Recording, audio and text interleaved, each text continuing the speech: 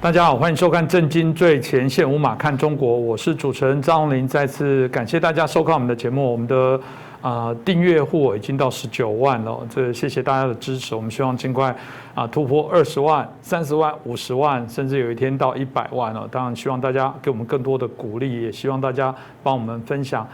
转传，那点赞，当然你留言给我们也是一个我们非常期待的一些方式哦。那当然我们除了礼拜3、礼拜6的晚上在台湾时间晚上7点的时候播出以外，我们在礼拜1、礼拜2跟礼拜4，我们有精华片段在台湾时间上午的时间也会播出，所以欢迎大家同样可以给我们欣赏、点阅、支持哦。那我们最近的美中关系，当然一直都是我们节目当中所谈论非常重要的一件事情哦。有人说美国跟中国现在日益的关系的紧张哦，它当然有许多的一个原因哦，但其中有一个原因叫做误判哦，这个彼此之间对于一些形式上的，对于一些资讯资料上的误判哦，误判这件事情值得我们好好来思考，因为一个企业如果做出误判，它可能会是亏损甚至这个倒闭。那如果是这个元首啦、政治领袖这个做成了一个错误的判断，那轻则下台，严重可能会亡国。所以，我们今天可以好好来谈一下美中之间到底他们有哪些的一些误判值得我们好好来关注。今天很开心，我们邀请到透视中国的高级研究员，也是台大政治系的荣誉教授明居正老师。明老师你好。主持人宏林兄好，各位观众朋友们大家好。是老师，我想第一个问题当然就直接请教。一般我们在国际关系中，这个误判这件事情，当然都是在讨论里面很重要的一个研究，因为的确刚刚提到的，一旦误判，哇，那是一个会产生严重的影响。这个尤其在国际关系之间我们过去看到其实有非常多的案例，这当然就有可能甚至开启一些战端哦。那所以有人说这个误判就是一个很重要的原因。那这个部分可不可以请教老师？因为美中两国的这些僵局到底你认为说这是不是一个很重要的一个因素？是你刚刚其实讲得非常精彩哈。你刚刚讲说，在政治当中或者国际政治当中呢，如果出现误判，轻则元首下台，重则呢灭国，这个在国际关系上还真是这样子。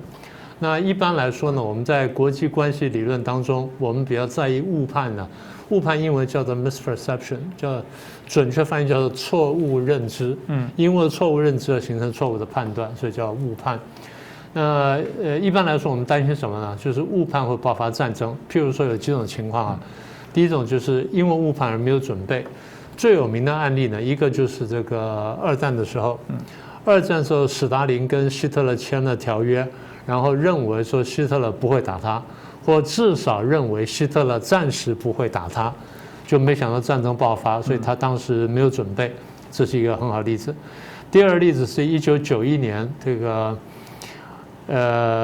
一大早呢，一早上那个科威特呢，突然发现说伊拉克大军集结打进来了，他们基本上没有准备，所以到了傍晚的时候就灭国了，就你说的最严重的案例。所以第一呢是没有准备。第二是虽然有准备，但准备错误。比较常用的例子就是二战的时候，当时德国打到强弩之末，德国晓得盟军要反攻，那晓得会从法国或什么样反攻回来，但是不确定什么地方。那最后判断是在某处，结果后来没有想到是在诺曼底，所以是虽然有准备，但准备错误。这第二个情况。第三个情况就是误判对方的意图或误读对方的讯息，然后做了错误的行动。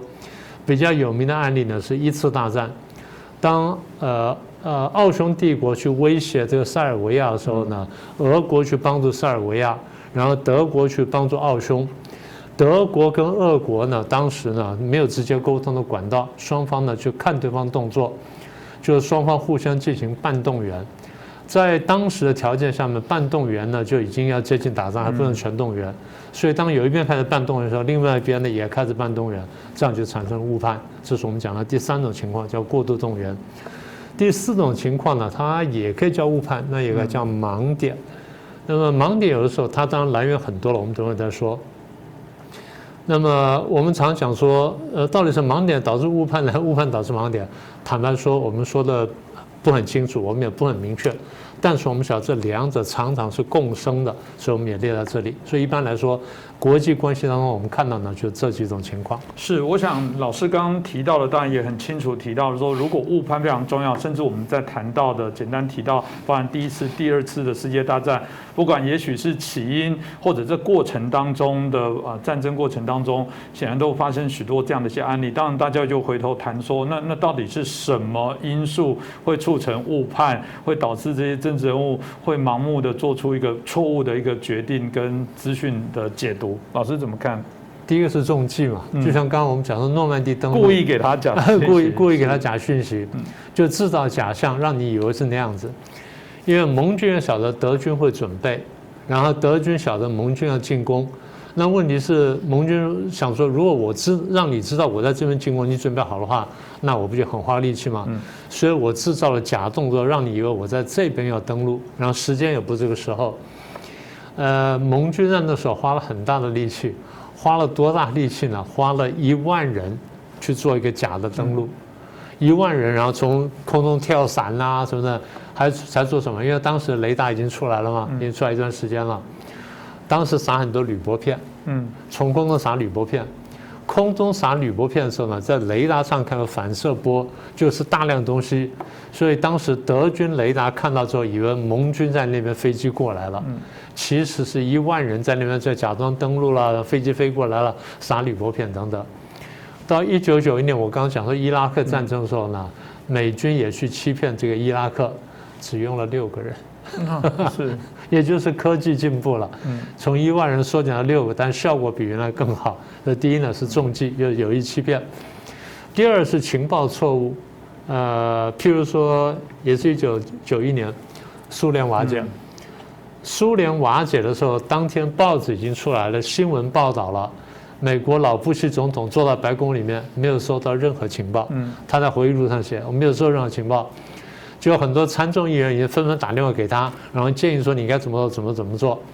那有的参议员甚至建议说你就应该开始进攻苏联什么的。他当时吓坏了，说你们到底在想什么？你们知不知道我们这样会爆发世界大战？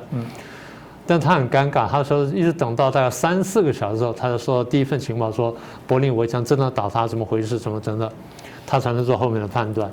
这第一个情报错误。第二就是这次美军撤军阿富汗是。然后他讲，我们现在新闻上都看到了嘛？他说，我们认为我们撤军之后呢，大概阿富汗的政府呢可以支撑几个礼拜、几个月甚至几年，结果呢1天不到，对不对？很明显情报错误，而这点是美国现在拜登呢被自己的这个政府、被自己的人、被自己美国人或者被这个共和党或者被其他国家批评最厉害的地方。这第二点。第3点呢，在民主国家比较少见，在共产国家或在集权国家比较常见。什么东西呢？意识形态的误导。就是我坚决相信这样的，就事情虽然不是这样，但是因为我的意识形态这样，我就这样去解读它，就其实解读错误。我们最常举例子就是共产主义或共产政权。共产政权有一套，我们一直讲嘛，它有一套很完整的世界观，有一套很僵化的世界观。他认为世界就是应该是这样发展的，就算世界不是这样发展，他也要这样去看，所以就会错得非常离谱。你看到中国大陆这几十年来的经济、社会、政治发展呢，跟他最近跟世界的脱节情况呢，就会看得出来，很明显是意识形态误导了他。这第3种情况。第4种情况是揣摩上意，这种其实在官僚体系里面经常看到，但是呢，在强人体系当中呢，大家特别容易揣摩上意，因为我们常常讲说伴君如伴虎。那如果说你陪伴一个强人领袖的话，你不知道在干什么。我记得是昨天还前天嘛，我才看了一个新闻，说金正恩枪毙了一个高官。那为什么？因为他前一天呢才陪他不要干什么，这狂欢要干什么。然后回家呢，他好像肚子在干什么，然后，就还一点剩菜，就救了剩菜呢，就喝了点酒，因为原先在那个宴会上已经喝了酒，回家喝酒就喝醉了，喝醉之后呢，金正恩突然想起来打电话找他，他没接电话，就把他枪毙了。所以揣摩上意呢，是在强人政治底下呢特别容易出现现象。这我还碰过一个实例哈。多年前我去大陆，然后跟那些台办人就比较熟。那有个台办的一个小朋友招呼我们，招呼得很殷勤，然后我就跟他聊天聊得比较多。后来我说：“你们这样接待我们，你们总要写报告吧？”他就不太支支吾吾，不太讲。我说：“你命写报告了。”我说：“你对台湾情况很了解啊？”他对台湾真的了如指掌。因为到了大陆，当时手机没有那么发达，也没有网络，也没有什么。所以到了大陆之后呢，你外界资讯基本就断掉了，你都不晓得台湾发生什么事。他每天看10份以上台湾的报纸，然后我们每天问他说台湾发生什么事情，他就跟我们讲台湾，包括气象在哪他都讲得出来。因为我说你对台湾了解很好啊，那为什么你们对台湾政策错得这么离谱呢？我说你难道不写报告吗？他说我写报告，后来终于承认了。好，我猜到，我说。你的报告送上去是一层层送上去，对不对？上面有人改报告，对不对？他承认。我说，直接改你报告那个是不是就昨天晚上请我们吃饭那个人？那个大老板，他不太讲话啊，我猜到了。所以他们一层层改上去，就是，譬如说科员这层写了，科长改。科长改了，确定处长看完之后不生气；处长改完之后确定司长不生气；司长看完之后确定说部长不生气，部长再一层往上推。所以在强人体系下面，官僚很容易就是揣摩上意，在民主社会都会有，更何况在强人社会或者极权主义里面。这第4种情况。第5种情况叫我群思考，这个词比较陌生。我群英文叫 we group， 也就是说一个决策团体或一个集团。在面临外在强大压力的时候，通常有2种情况，一种情况是分裂，一种情况是空前团结。2种情况啊，对决策都有危险。分裂对决策的冲击啊，这很明显，对不对？大家想不通，就是一个团体啊，面临高度压力的时候，内部非常团结，为什么决策会错误？很简单，形成我群思考。什么叫我群思考呢？因为我们压力太大了，我们彼此认同感非常强，我们同舟共济，然后这个大家都是这个就是一条命了，就在这边了，就好要撑住了。所以我们会产生这种现象，就是我们彼此认同感非常强，我讲话模仿你，你讲话模仿我，我们都不会出格，也不会踩线。然后任何只要讲一点点偏离的话，大家觉得说，哎，是不是为匪张目啊？是不是帮敌人讲话？你是不是这个挫自己锐气啊？然后这个打压我军啊等等，所以导致什么结果呢？压制内部不同意见。有的时候呢，因为大家这样去思考的时候呢，你说这样团结这是很好，可是这个缺点就是你看事情会有看漏，就是我刚刚讲到，就误判从这里产生。所以不管叫盲点哈，叫误判，在这时候呢很容易出现。美国有个很经典的案例，就是这个古巴飞弹事件。在古巴飞弹事件当中，美国当时形成了一个危机处理小组。这危机处理小组里面呢，对所有不同意见呢不太能接受。他们当时呢，在为了要想说，如果我去进攻古巴会产生什么结果，就找了一些战术专家临时进来当咨询，就进来了。有一个是陆军上校，然后进来。当时他们就给了说，哎，我们进攻古巴计划上，他用这个战术的眼光看，说他这计划不行，这个计划有多少的漏洞，这地方有什么问题，这什么问题就数完了。数完之后呢，大家瞠目结舌，想说怎么我们定了计划出了这么问题呢？就他出去之后呢，国防部长跟出去，国防部长叫过来说，哎，你叫什么名字？他说我叫什么名字？国防部长说你是什么阶级？他说我上校啊。他说你想不想升将军？我想啊。那你想升将军，下次再进来的时候不许胡说八道。好，过2天他又来了，来了之后完全改口。你们爱听什么我讲什么给你听，你问这个我就这样答，问那个我就那样答，搞到最后呢，天衣无缝，好了，完全吻合。他后来可能升了将军了，但是美国人的计划呢漏洞百出，就出了一大堆纰漏。所以后来美国检讨就是说，如果说内部太过团结呢，还会出现这种情况。所以后来呢，在危机处理当中呢，我们就加了一个因素，就故意在这小组里面加一个颜色不同的人、思路不同的人，他的角色就是提供不同的想法。但你们大家不能骂他，你们可以挑战他、质疑他，但不能骂他，尤其不能用忠贞角度去骂他，这是很关键的。最后一点是什么？赌一把。这个是在2战的时候呢，日本当时不是要偷袭珍珠港吗？他们拿到的各种情报都说打下去可能对我们不利，但为什么要打呢？如果不打的话呢，我们也是死，所以赌一把看看。这个也叫误判，也不叫误判，所以它是两可之间的一个案例。是，我想老师刚刚提到的这个，的确了，就我们看到一些资讯、新闻界或政界在美国自己内部也谈到说，美中关系的相对的一些误判在许多国际的专家同样都会认为说，这个误判占着美中关系现在产生的一些紧张对抗的关系，一定是占了一定的一些比例哦。那从老师的角度来看，美中关系到底有哪些的误判？可以分成2块哈，一个是美国看中共，一个是中共看美国。我先说美国看中共的部分，当然说起来非常多了，我先说主要的3点，然后举一些例子。第一个就是大家注意，现在看一下在川普的时候讲得非常清楚，他说美国前面几任总统看出一个问题，大家都觉得说我们要跟中共做生意，为什么呢？一方面我们要赚钱，二方面就是当他们开始做生意的时候，他们越来越资本主义。当中国大陆经济越来越发达的时候呢，它社会就开始变迁，然后呢就有民主化。这个时候我们会谈过叫古典民主化理论嘛。简单说就是经济发达之后，社会上的中产阶级增加，中产阶级增加之后呢，他就要求权力，他就会要求这个执政者或执政党或者是执政强人去退让。所以当中产阶级跟执政者或冲突的时候，到最后压力大，执政者就必须退让，这叫古典民主化理论。所以古典民主化理论认为说，这么一来呢，中共会改变。搞了40年，现在发现没有改变。中共不但没有改变，反而利用了这种经济的交流呢，壮大自己对美国形成威胁。这是第一个这个误判，就经济发达必然导致民主化。第二个就是轻一点点，他们觉得说可以跟中共和平共存，这个简单说叫3和理论，叫和平共存、和平竞争、和平过渡。和平共存大家可以理解了啊。和平竞争就是我资本主义跟共产主义呢，我们不打仗，和平竞争，看到最后谁比较厉害。第3点叫做和平过渡，就是到最后呢，是我资本主义赢呢，还是共产主义赢？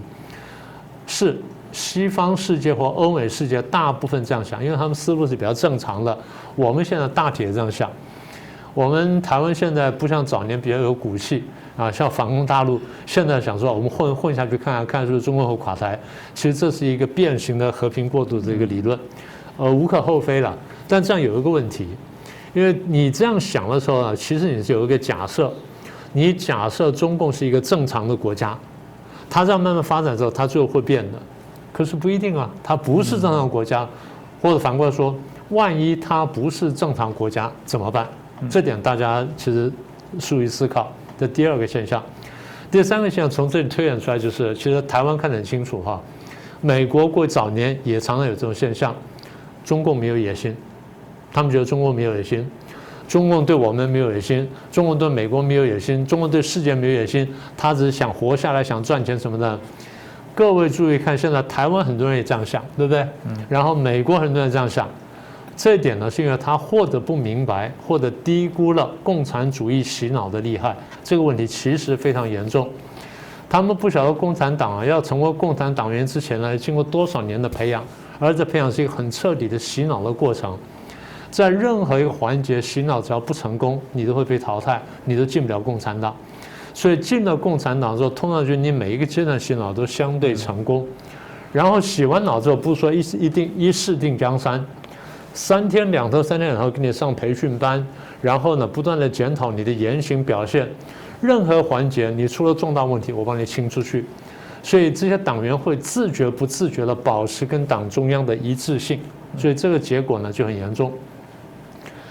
西方社会不了解这些中共这种洗脑的情况，对党员洗脑的情况，所以老是觉得说他是另外一个国家，你跟他这样的慢慢可以和睦相处，没有这种事情。美国现在才慢慢认识到，所以回头去看历史上，我们看到美国多次误判中共。最早一次应该是说1945年到49年之间，美国认为中共只是土地改革者，非常清廉。相对于国民党政府来说，它非常清廉，非常什么，然后非常朝气蓬勃，完全不是这样。这第一个错误。第二错误是中共夺权以后，美国认为他将来他不是真的共产主义者，他很快就会跟这个苏联闹翻，所以呢，美国想的是我要围堵苏联吗？我拉拢中共去围堵苏联。中共已经跟你讲，我要一边倒向苏联了。美国不相信，美国一心一意认为他所认为的中共呢，这个会成为另外一个南斯拉夫敌托，会跟苏联对抗，所以他极力想拉拢中共。就中共狠狠给了他一击，然后最后的结果就是韩战。这是一个严重误判。这第二个案例。第三个案例是尼克森跟中共关系正常化，这我就不用多解释了。第四个是卡特。当他跟中共建交之后呢，然后他说：“哎，我要让中共强大起来，然后去威胁苏联，减轻我们美国的这个压力。”所以在科技、在军事、在经济、金融各方面啊，强化中共。到今天你看产生什么结果？这第四个。第五个比较夸张是雷根，雷根是以反共起家的，可是反苏共超过反中共。所以中共骗他呢，他还信了。他认为说，我进一步拉拢中共了，对抗苏联会有帮助。最后呢，签了817公报，差点害死我们。再来是老布希，天安门屠杀之后呢，他认为中共会悔改，所以对中共的那个制裁呢，这个不情不愿的。1年之后呢，又拿了别的借口呢，然后又这个解除了这个制裁，最后让中共呢逃出升天。克林顿也是另外一个案例。克林顿原来也非常恨中共，结果最后呢，克林顿也是被中共骗了，还让他参加世贸组织，所以10几年下来，中共的经济呢成长了9倍之多，变成世界第2大经济体。看到现在，美国终于有几个比较亲信的人，一个是白邦瑞，我们过去讲过，写了一本书，再来相信白邦瑞的川普蓬佩奥，当然蓬佩奥用了一个很精彩的华人的智囊叫余茂春，所以这些人看清楚了这中共的面貌之后呢，政策方向比较正确。是的确了，老师刚刚在提到说，他们当初希望连中共来自那时候苏联最后的结果我们看起来没有。最近他们还一起联合军演，我觉得一定很讽刺哦。当然这个是美国对中共的误判，中共我相信也对美国也有一些误判。老师，你觉得又是哪些呢？第一个就是他们的最早的理论，就是马克思的理论。马克思认为说，资本主义最后会没落和腐朽，会被我们社会主义会被共产主义取代。这就是我说的意识形态导致后面的误判。那这个地方后来被列宁变本加厉了。列宁说，资本主义最后走到这个帝国主义，然后帝国主义真会打仗，然后最后呢，我们就可以去消灭他们。这第二误判。中共相信这套理论很长时间，中共相信了至少30年。到了1980年代，他们才很懊恼检讨说，看起来资本主义呢好像还活力旺盛大概不会怎么样。现在又改变了，对不对？现在我们不是提到了习近平说我们现在东升西降啦，什么等等，比方说我们现在强大起来了。所以最早的这个理论呢，就资本主义必将没落这误判，现在又借尸还魂，这第一点。第二点呢，中共对美国有一个很根深蒂固判断，就是美国注重商业。注重商业利益，唯利是图，所以是可以收买的。大概差不多6个月前或者更早一点点，当时不是网络上有一个短片出来吗？一个号称大陆这个经济国师叫翟东升，我们大陆叫狄东升，我们叫翟东升的一个学者，他说：“我们这个美国是重商了什么，所以为什么过去每次美中之间发生冲突，我们都可以摆平，可搞定它呢？因为我们的上边有人。”什么叫上边有人呢？我们买通了美国上面的人，所以呢，他可以帮我们摆平。他讲的是美国政商各界都有人被他摆平，不管是华尔街还是政界呢，都有人。所以重商呢是一个重要的这个误判。你仔细要看川普，台湾当时判断川普也认为是他重商，所以觉得可以买通。后来发现说，川普个性当中有个军人个性在那里，所以这是第二个重要误判。第三个误判就是刚刚我们简单提到，其实过去我们提过了，东升西降或东强西弱。中共现在不断认为说，我现在崛起了，我强大了，而美国相对衰弱下去了。美国为什么衰弱呢？中共做这个判断最重要一个依据呢，第一个重要依据呢是2008年的金融危机。当时这个华尔街摔得非常惨，美国的房地产、房地美呢也摔得非常惨，所以雷曼兄弟一系列被拖下去。所以中国认为说，你看美国这个系统是有问题的，这第一个。美国后来元气慢慢恢复，但中国认为说你伤筋动骨了啊，这第一个案例。第二案例就是从19年开始到现在的武汉肺炎，美国被打得非常惨，经济、军事各方面都被一定打击，然后社会上是相当动乱，所以说你看美国衰弱了。第三个呢，就是这次的撤军阿富汗。撤军阿富汗，我觉得中国会得到3个结论：第一，美国打不赢阿富汗；第二呢，美国撤军一塌糊涂无能；第三呢，拜登无能。3个因素摆在一起，说美国衰弱，你看证明了。那他还看到什么呢？你看你们选举混乱，然后2党恶斗，再加上我们讲过的左右大战，然后社会动荡，所以这是我中共千载难逢的机会。再加上我们刚刚讲了，拜登是这么无能的一个家伙，然后现在这么多人要对付他，还没说弹劾了，要对付他干什么？所以看起来美国衰弱了一段时间，所以我们有机会了。美国现在也看懂了。所以美国担心中共误判他衰弱，所以美国要告诉他说我没有衰弱，你给我小心点。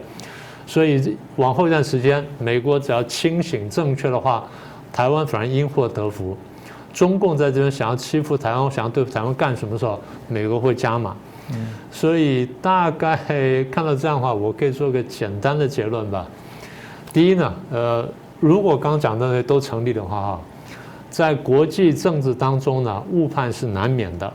那我们要做的事情就是时时警惕，就像我刚刚说的，我们在决策圈当中要有意摆一些意见不同的人，他专门唱反调，专门帮敌人讲话，让我们看见我们原来疏忽的地方。这第一点。第二点就是大家看见哈，中共从意识形态也好，到现在的领导阶层想法也好，他想很清楚，我要消灭美国。他的想法不是开玩笑的，大家不要以为说他随便想想，不是的，他认真想说我要消灭美国。但消灭美国的第一步可能是拿下台湾。我虽然不觉得说有危险，但是我得提醒大家，他是这么想的。